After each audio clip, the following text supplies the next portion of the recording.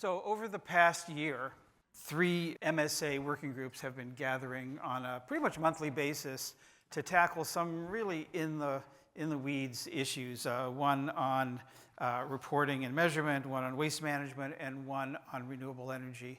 And what we're going to do now is we're going to have 3 really quick report outs of the work that they have been doing. First of all, kudos to all of them for being a part of this and really looking at these issues and figuring out how to bring everyone's experience and knowledge and expertise and connections to the table to help understand what we all can be doing better. So to start off, we're going to hear from Morgan and Jack on the Waste Management Working Group.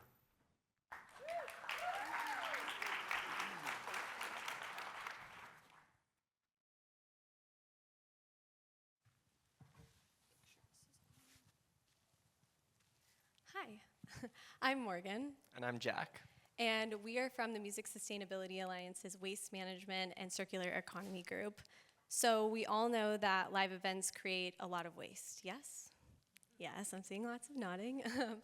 Live music events are notorious for the amount of waste that they create. And from stage setups to single-use plastic cups, the industry has been following a linear model, which is take, make, and dispose. But this has never been sustainable, not for our fans, not for our venues, and not for our planet. So our group formed to help guide the music industry and try to implement change and to change this narrative. We wanted to support music industry professionals in shifting the live event space from a throwaway culture to one that embraces circularity. The mission of our group is to really provide resources and to support music industry professionals in having access to waste management principles and circular economy principles. So in last June, our group came together, a group of music industry professionals and sustainability professionals, to share our expertise and to dive into research on waste management and circular economy principles and find solutions for these live events and how music industry professionals can implement this change and really change the amount of waste created at these live events. And so we're looking forward to sharing that we will have a guide that is bringing together all of this information that we have shared with each other. And we're hoping that industry professionals will be able to implement this at live events, venues, and at festivals. Our guide provides solutions for 4 high-impact areas within live events. These impact areas are reuse systems, food waste, merchandise, and event infrastructure. The guide offers solutions and vendors for implementing waste management and circular strategies within each of these impact areas. By integrating some of these solutions, the live event space can build a better reputation around waste, drive customer loyalty, and contribute to a more responsible industry. The guide offers a framework for stakeholders, like many of us here today, to assess the different areas within the live event space that create waste and integrate high-impact solutions that benefit fans, brands, and the environment.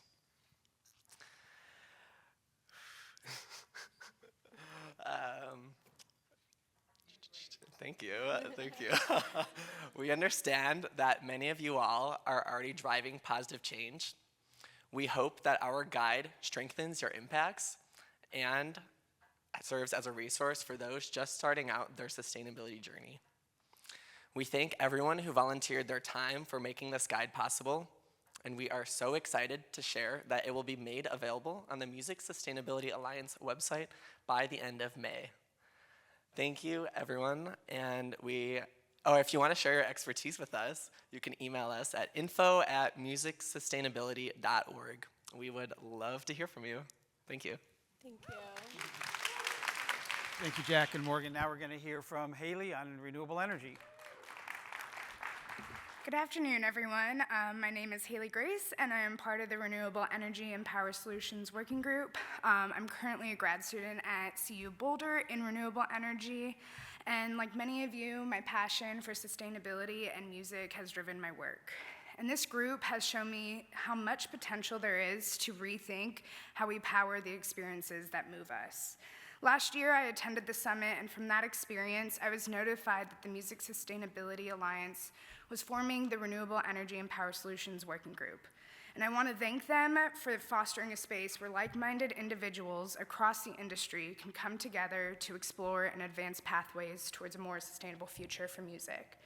And I've also like to extend my thank you to the working group members for the time, energy, and insight they've contributed to our bi-weekly meetings.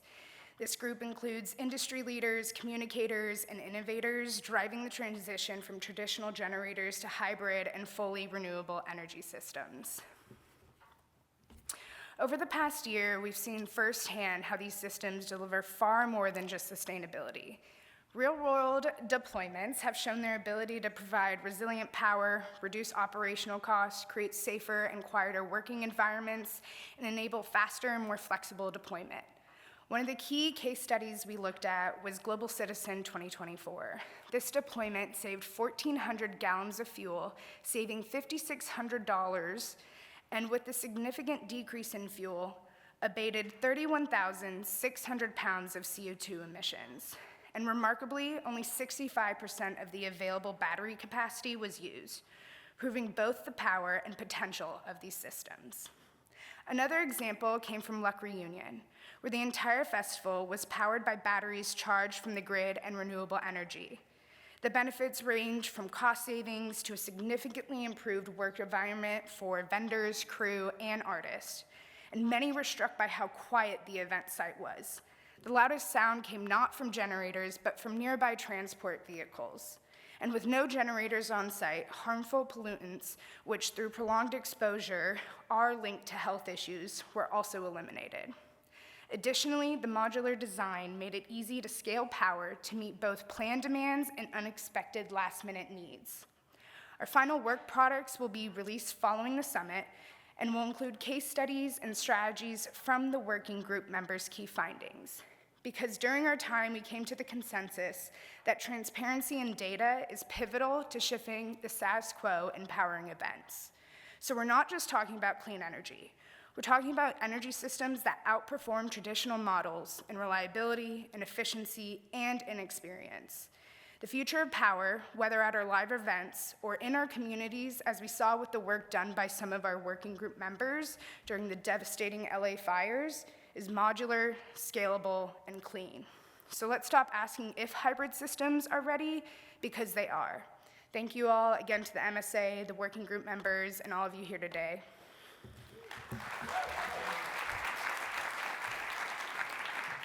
Last but not least, we'll bring back to the stage Kelly Brennan Klein to talk about, what are we talking about?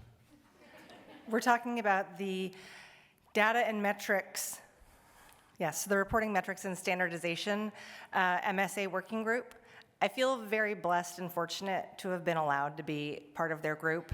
I am not an old school person in the ESG space. I originally was a theater major with an emphasis in playwriting, and now I'm a CPA, and I am not super deep into the sustainability space. But I have a mom who is a total hippie, and as a kid, we all had to I don't know about you guys, I grew up in a very small town, and I had to go to my grandma's house with cardboard recycling up to my chin so we could stop by and drop it off at the recycling center on the way to my grandma's.